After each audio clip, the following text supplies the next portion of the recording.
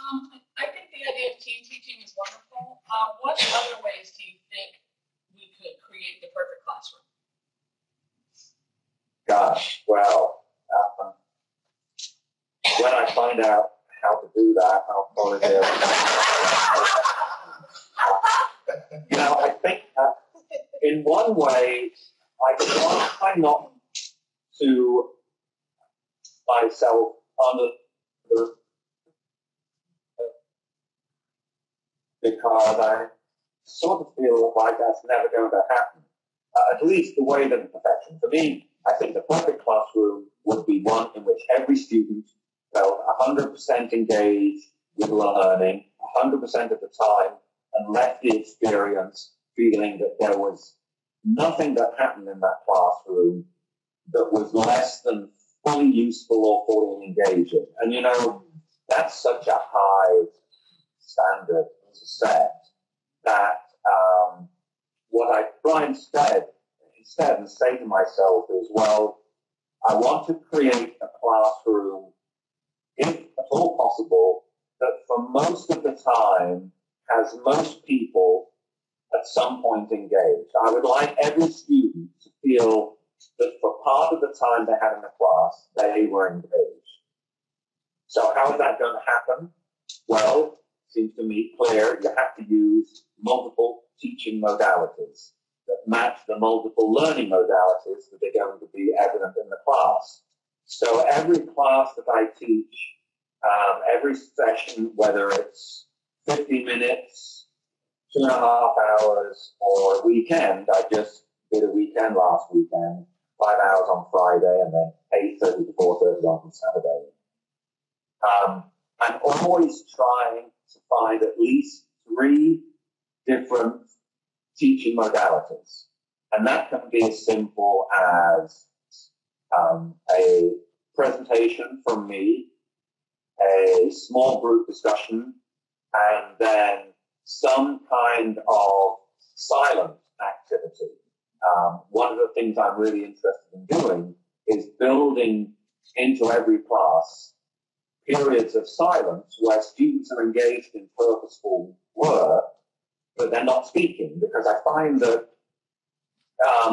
if you run a class and you're really assessing learning by how students are asking questions or responding to questions or reporting out small groups or whatever, that always privileges people who are comfortable speaking.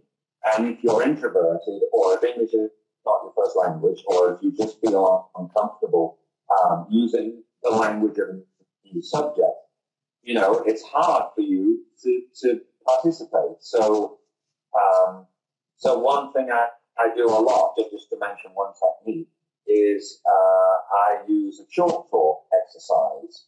I used this last weekend for about an hour in one of my classes. What happens in chalk talk is that you write a question about the topic in the middle of the chalkboard. You bring everybody to the front of the class to stand by the board, and then you just tell them, we're going to have a period now of silence, and when you have a response to the question, just write it directly on to the blackboard.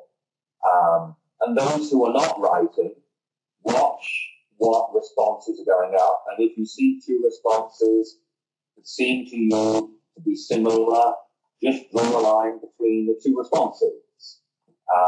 If you have a question about a response, write your question directly on the board. I do that for about 10 minutes. There's no talking loud. The biggest group I've done this with recently has actually been large, 125 students. The group I was working with over the weekend was smaller, it was about 30. And I find that silent anti-chalk talk gets typically about 60% participation rate from people in the room. So within about 10 minutes, you have 70% of the students posting, and you have a graphic map of where the students are on a particular issue, and then you can then refer to that map to structure either a mini lecture that you then give, or to structure a whole class discussion, or you can take some of the clusters of responses and put students into small groups and ask them to do some more work on those. So I think an engaged classroom has to have multiple learning modalities.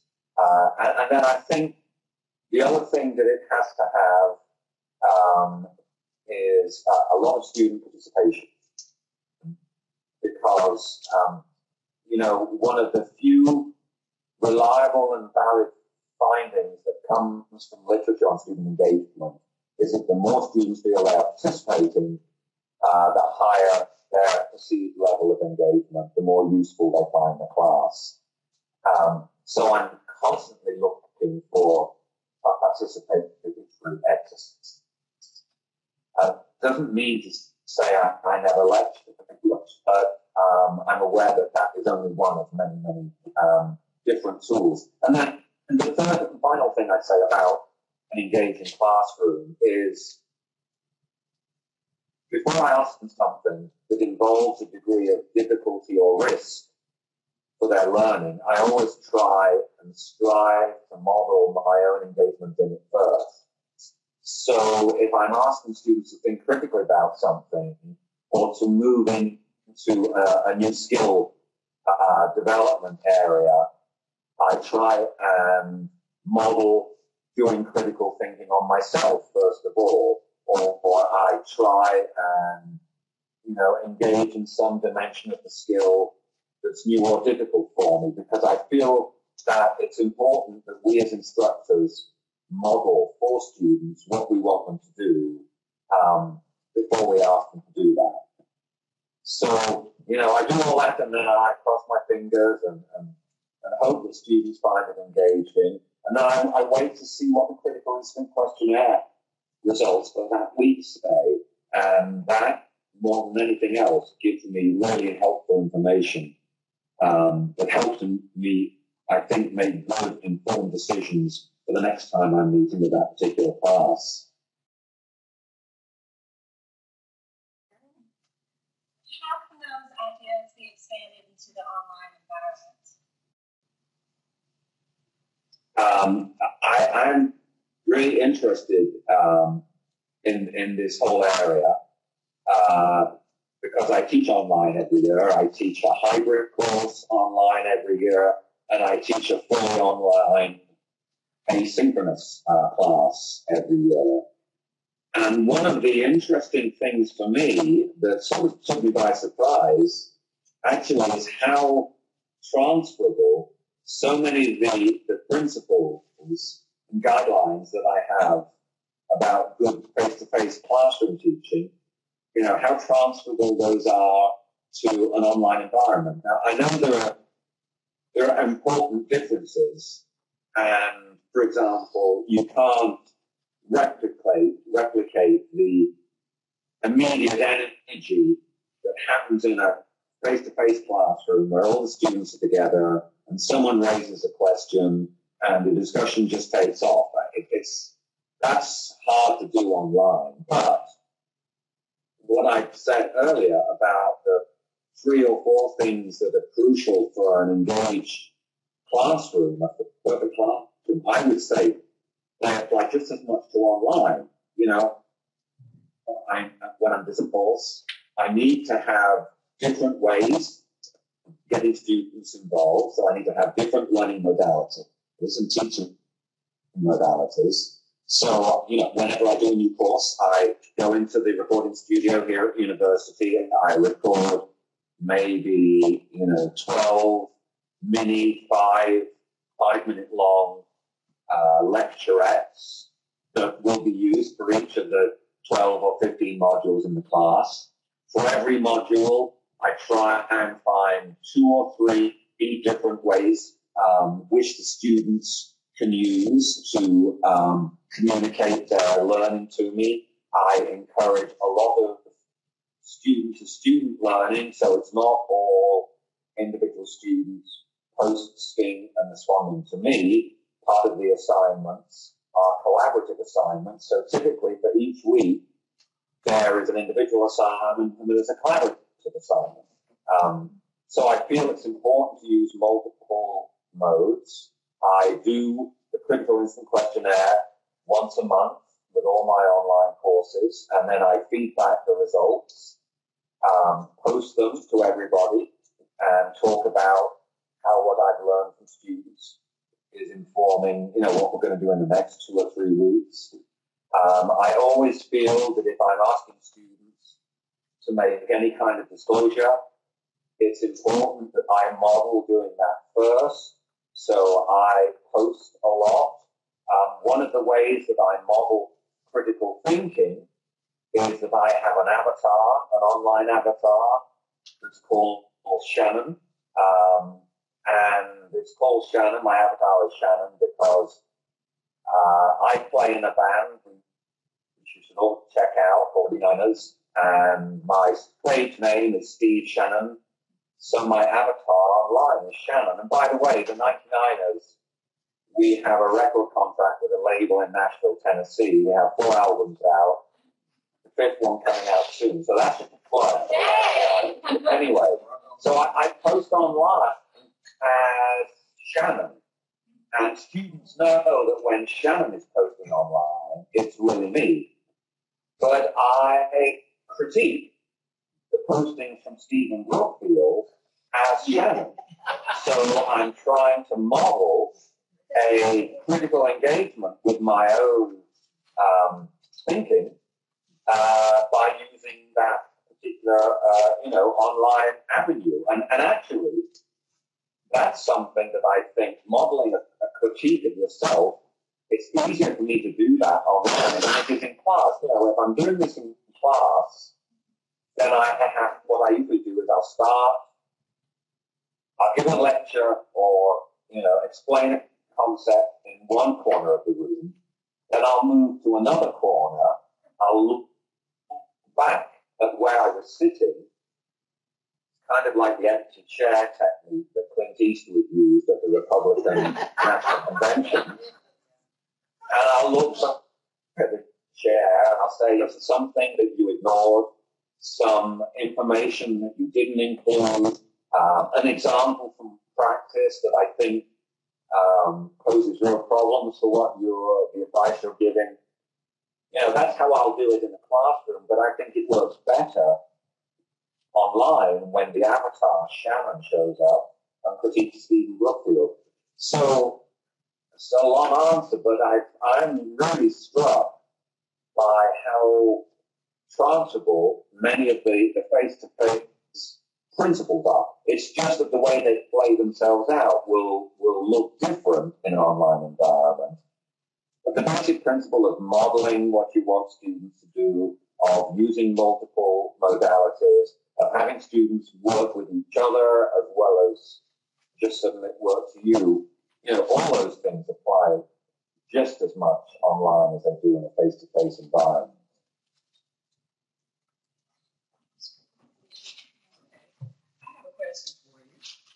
How can we ensure deep learning occurring as opposed to surface learning, especially with our students today who are accustomed to multitasking? Yeah, that's difficult because the larger the group, the harder it is to assess whether the learning is surface or deep. Nowadays, at least in my own institution, there's a strong pressure to accelerate courses, to cover more material in a small amount of class time, which poses another set of pressures. But I think for me, the most transferable way of gauging whether the learning that's happening on any day is depth or just superficial breadth is through the questions that students ask. So one of the things that I will typically do if I'm explaining a new body of material is I'll ask students in small groups to talk about how the idea or the concept that I've just explained to give me an example of how they would use that concept or how they would use that new knowledge to help them understand something that they already know, perhaps to a deeper test. And then, as a small group, to come up with a question that, applying this new information to already existing knowledge, to come up with a question that's raised by that particular small group activity. And so I typically, when I do small groups, I don't ask students to summarize what they talked about in the small groups. Instead, I say I want each group to bring back at least one question that their consideration of this material has been raised for them. So we go around the room and, if there's 5 or 6 groups, then we have 5 or 6 questions that are posed. And that has for me, a twofold utility. Number one, the questions often give signposts for where the next bit of class teaching or class discussion should go. But secondarily, it speaks to the issue of deep learning, because if the questions that students raise are superficial questions in that they're just trying to, they show me that the question is one where students is trying to understand the material that I've just explained, then I'm saying to myself, this is a superficial level of engagement. If the question that's raised is one that's been generated by a real attempt to apply the new information to, an existing situation or information, knowledge the students already have. So if it's a question of application, then I'm much more confident that a deeper level of learning has happened. Because the questions that I get back from students are all about, can you re-explain such and such, or I wasn't sure what this term meant. Then I'm saying to myself, we really haven't got very far down into the subject matter here. So the sort of rough and ready thing that I use is questioning to get that. One of the things that I now have in all my classrooms at my own university is I have a dedicated Twitter feed that always goes up online. If we have a screen, projector, and internet in the room, I pull up the Twitter feed and have that up there so students can tweet questions and comments and reactions to me while the class is going on. I'm trying to create another avenue for questions to be raised, particularly, again, from students who don't feel comfortable speaking up and using language in class. So the questions that come through on the Twitter feed also are a good indicator of whether the learning is staying at a superficial level or going a bit of feedback.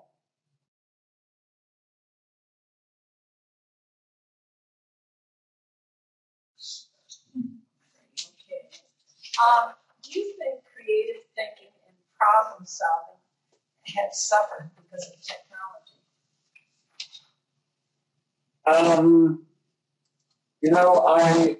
I don't really see that personally. I think the things that stop creative thinking happening, and I think that box problem solving in, is when the person who's in charge of initiating a problem solving effort or initiating a creative thinking activity of some kind sets parameters, often unconsciously, about what should happen. I think if you're going to encourage students to do problem solving or creative, to come up with creative responses to novel situations, if you as the teacher be as creative as possible in your own teaching and try and model different ways that you would approach problem solving, I think this goes a long way to creating a good atmosphere for that to happen. And, when I'm working online, I would say that the sorts of solutions that students come up with in response to questions that are posed for that week's assignment are very, very creative.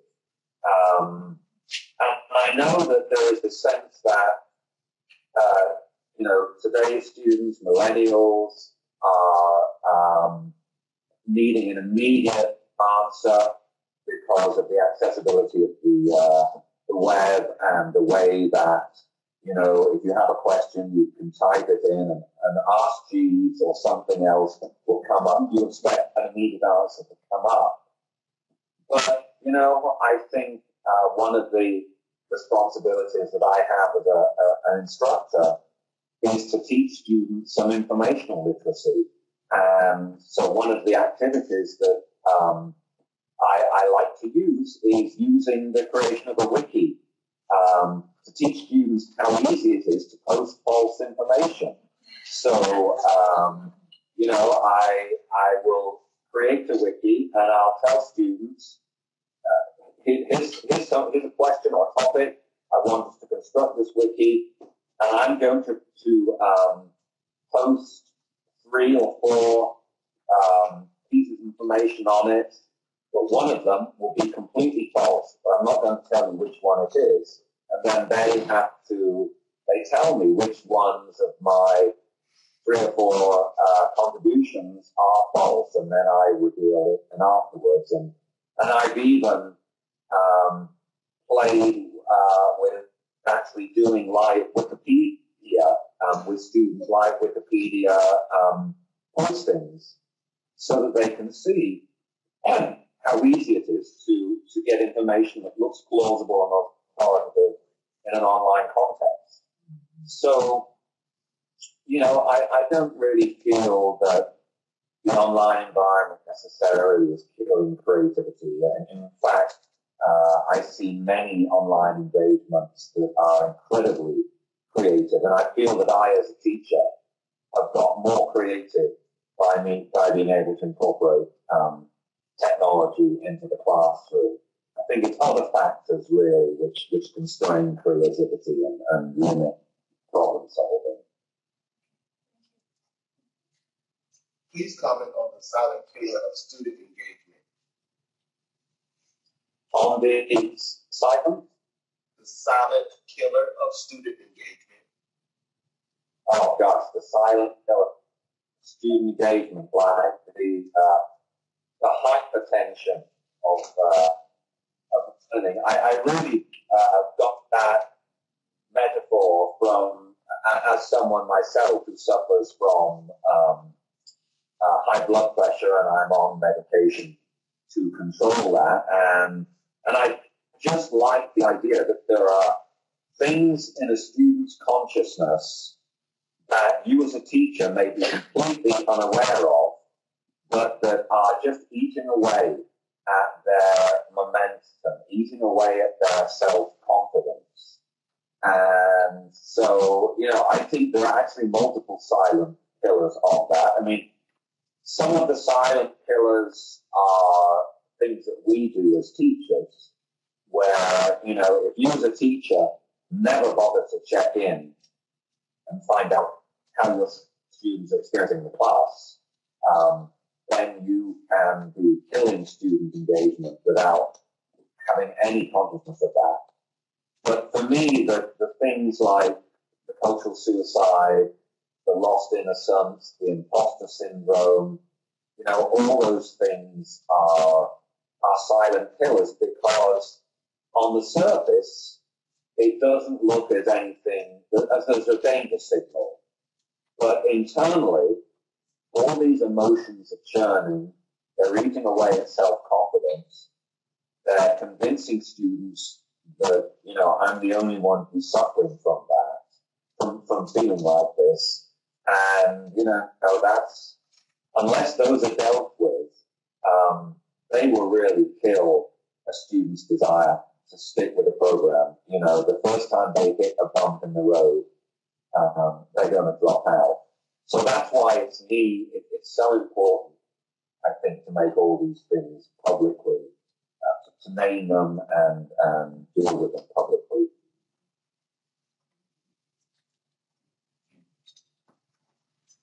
Dr. Brookfield, we are going to open the floor right now to if there's any additional questions at this time, or if you have any questions for us. No, I'm happy to open it up for questions.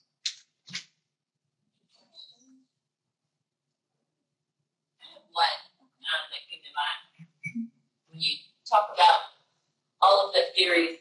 It's a wonder learning takes place in a classroom sometimes. But one thing that I thought a lot about was particularly new faculty typically teach more introductory courses. So they, as new faculty, are probably at a more pivotal point to combating some of these issues with student learning. Do you have any recommendations, thoughts, theories on that?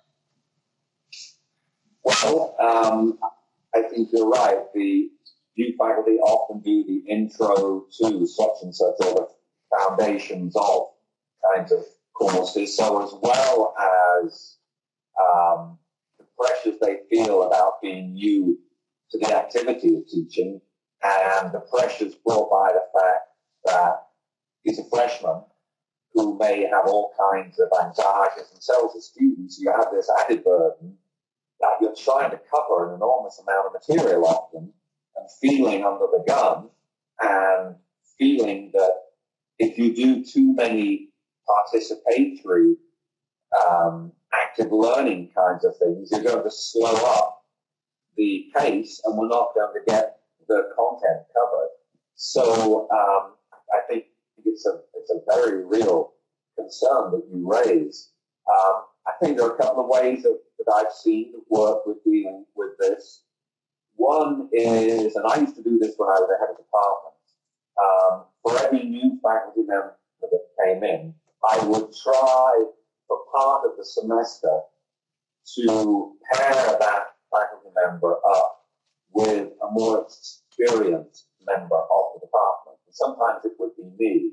And that more experienced member would sit in and would publicly defer in front of the students, would publicly defer to the new teacher's authority, which helped build the new instructor's credibility in the eyes of students. But also the new faculty often found it helpful to have someone with a bit of experience in the classroom to give them some guidance in terms of how fast they were covering the material, whether they could drop some things. I would meet with new faculty a lot, and one of the things I would always say is, okay, you have your whole syllabus. What you need to do is divide it into thirds. So there's 3 categories of knowledge in this syllabus. Number 1, absolutely foundational building blocks that we cannot do without. Number 2, crucial knowledge that we want students to know, but that if need be, we can defer till later. And then number 3, knowledge which is readily available in formats outside of the classroom, such as in an online environment or through a website. So knowledge which it doesn't need me as the instructor to lay out and explain on behalf of the students. So I would say to new faculty, okay, you've got to think of your syllabus as having those 3 categories of knowledge. The trouble was often that same faculty member would say, yes, but everything falls into category 1, absolutely foundational building blocks. There's nothing that we cannot lose. And then they'd say to me, everything that's in this category I need to explain because students will be confused if I get them to try and do independent reading or study on this. And so I would try and challenge them on that and say, you're telling me there is nothing out there that a student could read or study that at least would take away some of the burden of you having to explain it. And actually, in recent years, the whole idea of a flipped classroom, now that that's become more and more popular, and I think this is one way in which the growth of the internet has helped flipping, because so many faculty now are teaching the same kind of intro courses across the country in different institutions, and they're putting online their PowerPoints, their introductory explanations. I can't tell you how many times I've gone onto YouTube and found a PowerPoint dealing precisely with the material that I'm going to be explaining in class that day. So I'll assign those PowerPoints, YouTube PowerPoints or whatever, to students and ask them to view those. And so when we come in class, the homework assignment has been, instead of writing a paper, you have to view this material, but the thing they have to bring to class is a piece of paper with a description of the PowerPoint or the YouTube item or whatever it is that they watched, and then 3 questions that they had about that PowerPoint. So instead of writing a paper based on my explaining something in a lecture, instead they look at 2 or 3 things on the web that I bring their attention to, which explain the material, and then their homework, instead of writing an essay, is to bring in 2 or 3 questions, or to post these on Blackboard at least an hour before class, and then the class is basically my dealing with these questions. So,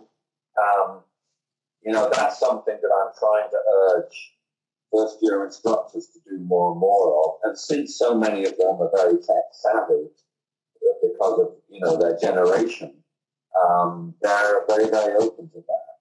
So I think this is only going to get more and more viable as a way of teaching, the more, online resources just proliferate. And it's amazing to me. Pretty much everything I teach now, I can find an online student PowerPoint that's been put up as part of a class assignment explaining that same material.